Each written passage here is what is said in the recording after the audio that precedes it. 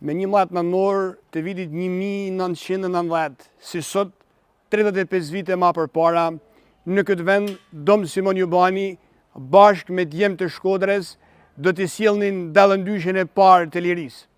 Kisha katolike, ajo që ma shumë se askush, u vra, u persekutue, u martirizu në regjimin gjakatar komunist, do të ishte ajo që do të jepte shtymen e fundit, që do të jepte e do të tregonte falimentimin e këtij sistemi antinjerëzor.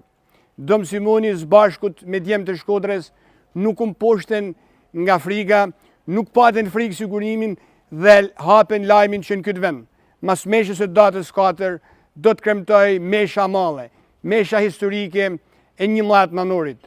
Kjo mesh për mënyrën se si organizu ishte vërtet epike, sepse gjithkush solli çka kishte, solli të gjitha ato objekte kultit, të rujtuna me fanatizmin më të madh të besimit në Zot. Solli jetën e vet.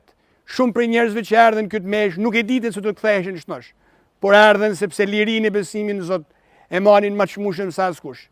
Për të mos harru është detyrimi i gjithëve dhe për të kujtuar në takon të gjithëve.